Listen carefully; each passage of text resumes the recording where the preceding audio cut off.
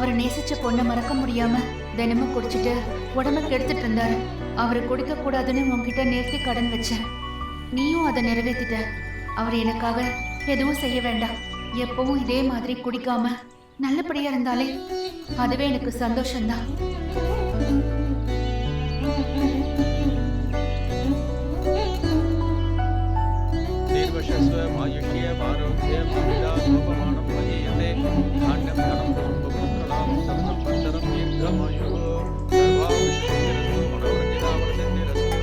நான் வேண்டிக்கிட்டத சாமி நிறைவேற்றிட்டாங்க.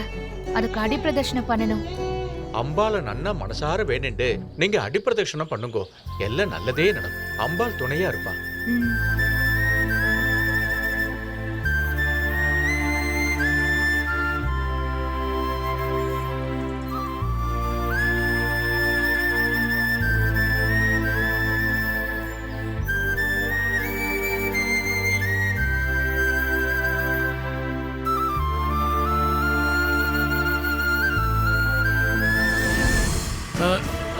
என்ன மாமா இப்படி ஓடுறீங்க? நான் என்ன பண்றது? நம்ம ரோடுலாம் குண்டும் குழியுமா தான் இருக்கு. சரி லெஃப்ட்ல போங்க. டேய் லெஃப்ட் நேரா போணும்டா. இல்ல நீங்க லெஃப்ட் போங்க. என்னடா கோயில்ல நிறுத்த சொல்ற? நிப்பாடுங்க. நீங்க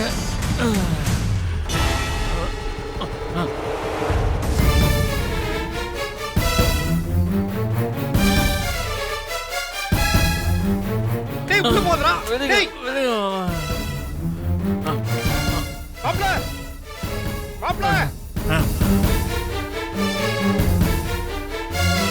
டேய் குடிச்சிட்டு கோயிலுக்குள்ள வரக்கூடாதா? டேய் மாப்ள குடிய மூழ்கி போச்சு. குடிச்சது பெருசா பேசிட்டு நான் சொல்றது கேட்டா. வேண்டாம்டா. வாடா போயிடலாம். விடுங்க மாமா விடுங்க.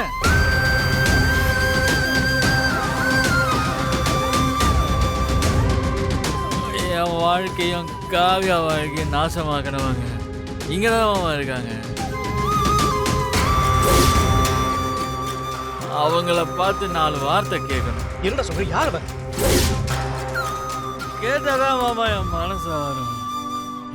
நான் போய் கேட்டு வரேன். விடுங்க. வாங்க.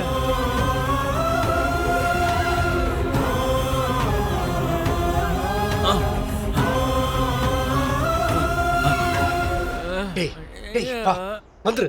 வா போலாம். மாப்ள என்னடா சொல்றா?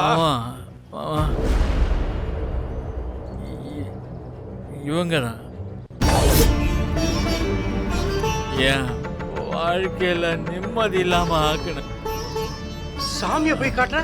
சாமிதான். இந்த சாமிதான் எங்க 2 பேர் வாழ்க்கையும் நரகமாக்குச்சு. என் மனசுல உள்ள கேள்வி எல்லாம் கேட்டு அவங்க கிட்ட பதில் வாங்காம நான் போறது இல்லை.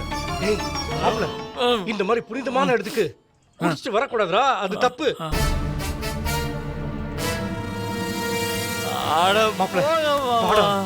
என் குடிய முழுகி போச்சு. குடிச்சத போய் சாமி உங்களுக்கு எல்லாம் மனசாட்சி இல்லைல? ஏன் எங்க 2 பேரும் இப்படி சித்திரவதை பண்ற?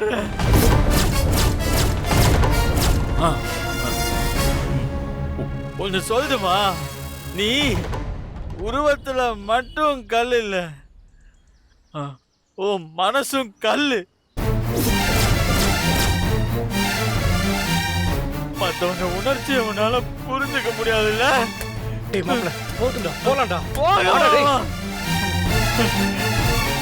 எவ்வளவுதான் அந்த பொண்ணு கஷ்டப்படும்.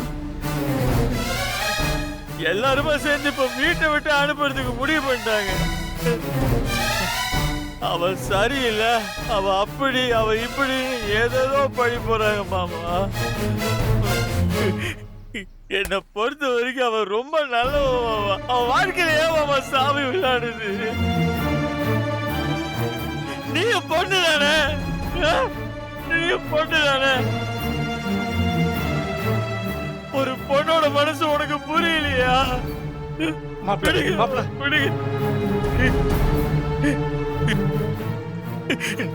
நாங்க 2 பேரும் நேசிச்சோம். ஆனா பார்த்திக்கு கல்யாணம் பண்ணி வச்சிட்டேன். சரி, ஆனா அவன் என்ன மறந்துட்டு பார்த்தி கூட வாழ்றதுக்கான ஒரு வாய்ப்பை கொடுத்தியா நீ? கொடுத்தாங்களா மாமா? கொடுத்தாங்களா? வேதனை எனக்கு புரியுதுடா. பழசெல்லாம் மறக்கிறதுக்கு ஏங்க மாமா பேசிட்டு இருக்கேன்ல, நான் பேசணும்.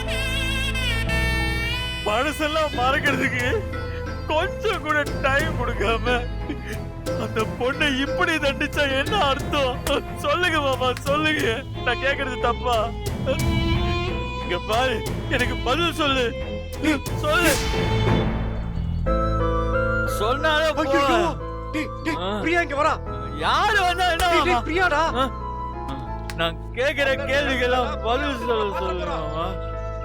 நீ பாட்டுக்கு பிரியா முன்னாடி காவியா கிரியான்னு ஒளிரிடாத. இப்போ என் வாழ்க்கையில ஏன் விளையாண்டாங்கன்னு எனக்கு தெரியணும். வாடா போ. வாடா போ. டேய் மாப்ள வாடா. பிரியாடா. பிரியாடா. ஒரு நிமிஷம் வரேன்.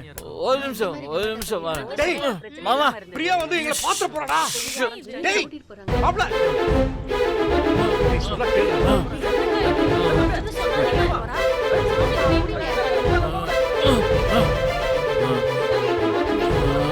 டேய் மாப்ள, இங்க ஏன்டா வந்த? மாப்ள பிரியா வந்திருக்கா. இருங்க. நான் அங்க நின்று பேசினேன்ல, டிஸ்டன்ஸ் சாமிக்கு கேட்கல, அதான் பக்கத்துல வந்து கேட்கலாம். போது உனக்கு தலைக்கு ஏறிடுச்சுடா. ஒரு நிமிஷம்.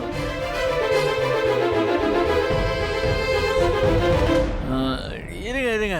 சாமி, எங்க வாழ்க்கை இப்படி ஆனதுக்கு நீங்க இன்னும் பதில் சொல்லல. நீங்க சொன்னாதான் நான் போவேன். என்ன பிரச்சனை? சாமி, ஒண்ணு இல்ல சாமி, நீங்க போங்க. அவருங்க சாமி. குடிச்சிட்டு வந்திருக்காரா? முதல்ல வெளியே கூட்டு போங்க. ஒரு நிமிஷம் சாமி, நான் கூட்டு போயிடுறேன். சின்ன கோயில்ல வந்து இப்படி விளையாட பண்ணிட்டு இருக்காங்க. மாமா, வர முடியாது மாமா. இருங்க, அந்த சாமி எனக்கு பதில் சொல்லுங்க, அப்ப நான் வரேன். கோயில்ல இப்படி அபச்சாரம் பண்றேல, உங்களுக்கே நல்லா இருக்கா? மரியாதையா போறேல, இல்ல போலீஸ கூப்பிடுங்க. இருங்க சாமி. டேய் வாடா போ. ஒரு மாப்ள நிமிஷம். ஒரு பதில இழுத்துட்டு போங்க. சாமி, என் வாழ்க்கை ஏன் இப்படி ஆச்சு?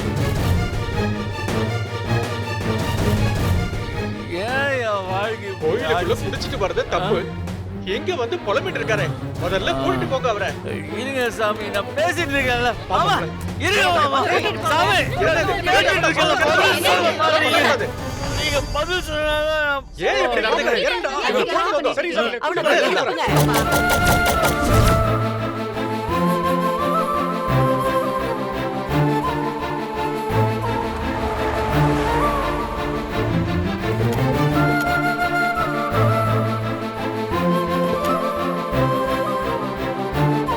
இப்பதானே ஜீவா குடியை விட்டுட்டாருன்னு அம்மன் கிட்ட நன்றி சொன்னோம்.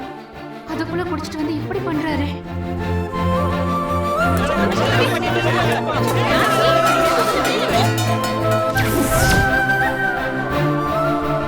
நானும் எத்தனை தடவை சொல்லிட்டே இருக்கேன். தயவு செஞ்சு கூட்டிட்டு போங்க. வெளியே போங்க. கூட்டிட்டு போங்க. இல்லைன்னா நான் போலீஸை கூப்பிடுவேன். வெளியே போங்க. போறியா? கூட்டு போ. கூப்பிடு, போலீஸா கூப்பிடு. நான் கேட்டதுதான் பதில் சொல்ல, போலீஸ் வந்து கேட்பாங்கல்ல, அப்ப சொல்லட்டும்.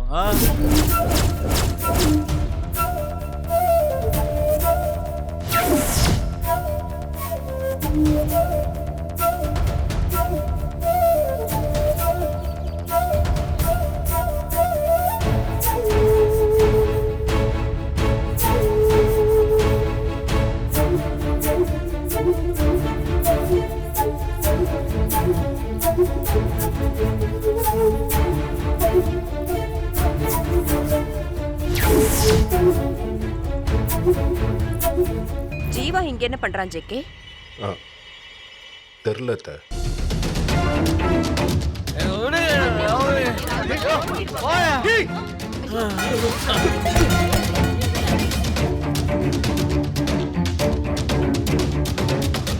நான் உனக்கு அப்படி என்ன பண்ணேன்? ஏன் என் வாழ்க்கை இப்படி பண்ண?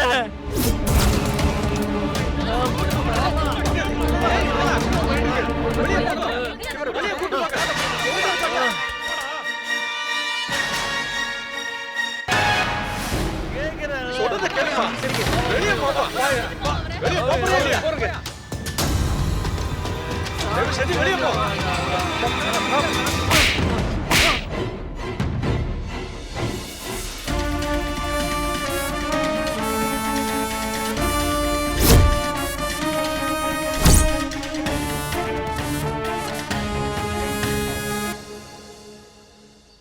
ஜேகே பாத்தியா?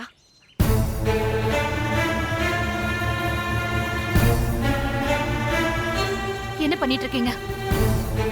குடிச்சதும் இல்லாம கோயிலுக்குள்ள வந்து இப்படி நடந்துட்டு இருக்கீங்க?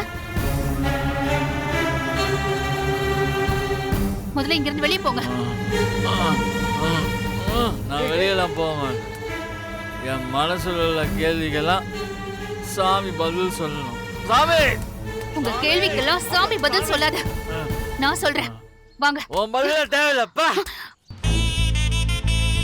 ஜீவா, சாமி, நான் வாங்க. கேட்கறதுக்கு பதில் சொல்லு. வாங்க. சாமி, விடு. ஜீவா. சாமி,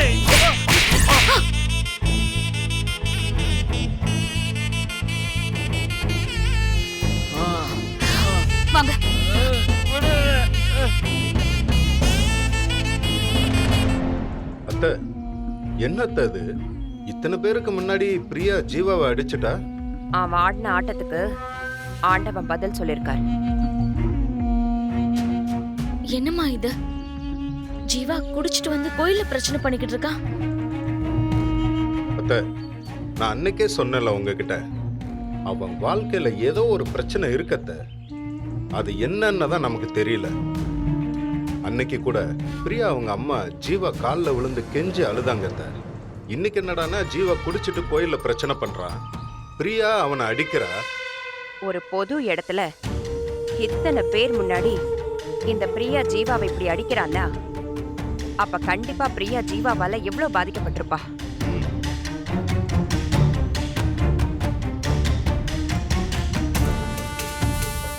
சரி வா, இத பத்தி நாம அப்புறம் பேசுவோம். இப்ப சாமி கும்பிடலாம். சரி. ஏறுங்க.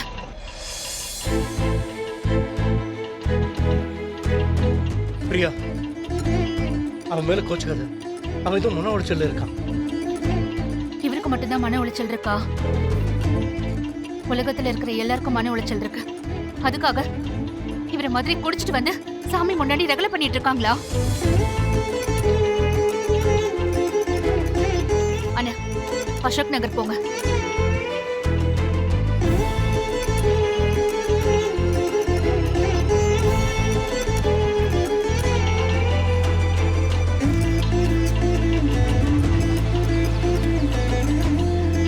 வாங்க.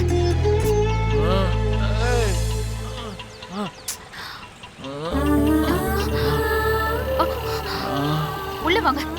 இல்ல, நான் வீட்டுக்கு வர மாட்டேன். ஜீவா, கோயில்ல வாங்கினது பத்தலையா? வாங்க.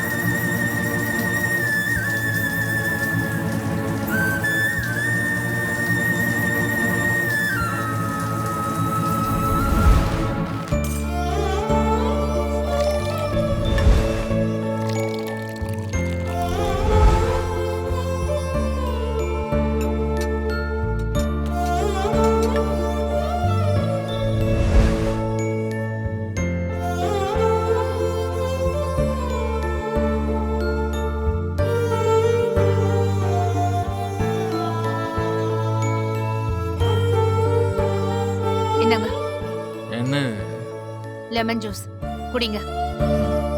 எனக்கெல்லாம் வேணாம். நீங்க குடிச்ச குடிக்கு போதை தெளியணும்னா 1 வாரம் ஆகும். இத குடிச்சா போதை உடனே தெளிஞ்சிரும்னு சொல்லுவாங்க. குடிங்க. குடிங்கங்கறல.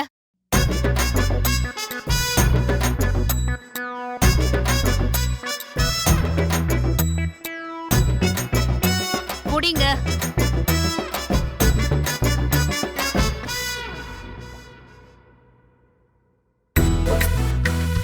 இனிமே இன்னொரு தடவை பப்ளிக் பிளேஸ்ல இந்த மாதிரி குடிச்சிட்டு நியூசன்ஸ் பண்ணீங்க, நானே உங்க மேல கேஸ் போடுவேன்.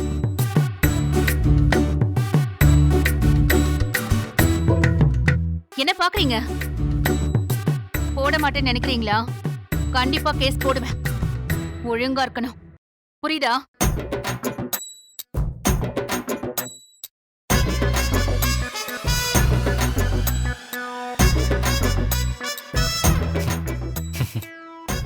கேஸ் என் மேல. இவெல்லாம் ஒரு பொண்டாட்டி.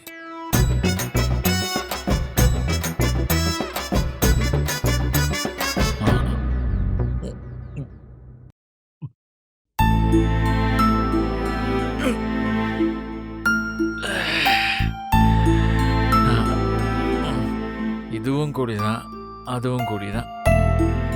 அதை குடிக்காதன்றாங்க, இதை குடின்றாங்க.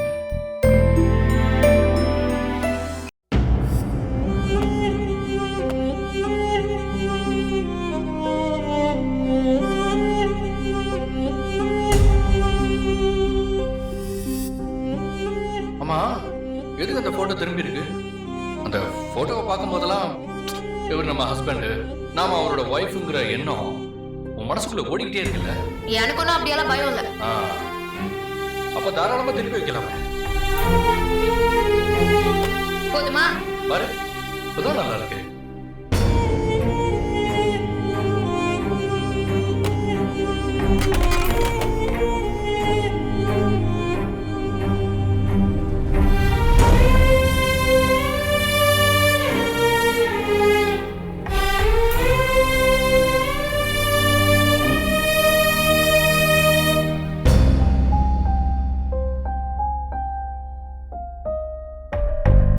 காவியா,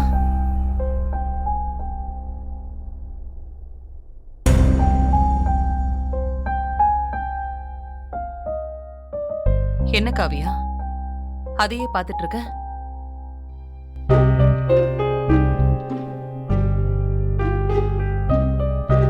ஒன்னும் இல்ல அத்தை.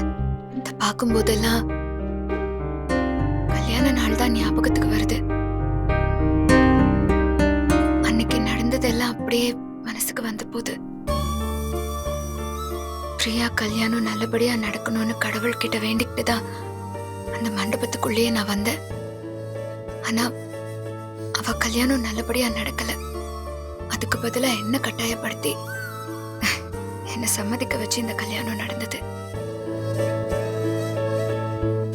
ஏன் இந்த கல்யாணத்தை கடவுள் நடத்தினாருன்னு இப்போ வரைக்கும் எனக்கு தெரியல. எதுக்கு இவ்ளோ கஷ்டம் கொடுக்கறாருன்னு எனக்கு புரியல. நடந்தது நடந்து போச்சுமா. இப்போ அத பத்தி பேசி என்ன ஆக போகுது? உன் வாழ்க்கை இப்படி ஆகிறதுக்கு நானும் ஒரு காரணம் தான்.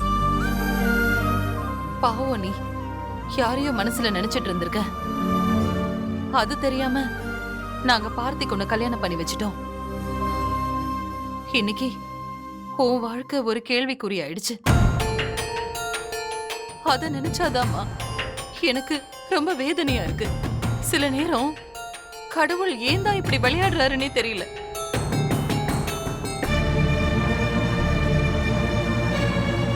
என்னடா எந்த நேரத்துல இப்படி கேக்குறனேன்னு தப்பா நினைக்காத.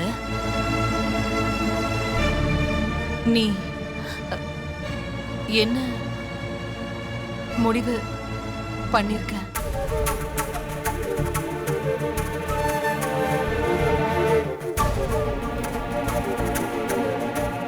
நீங்க என்னத்த கேக்குறீங்க? அது நீ எப்போ இந்த வீட்டை விட்டு போறேன்னு கேட்டேன்.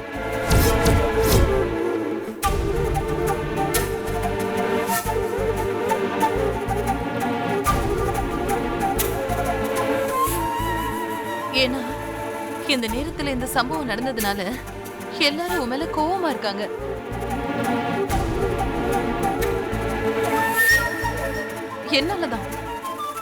என்னாலதான்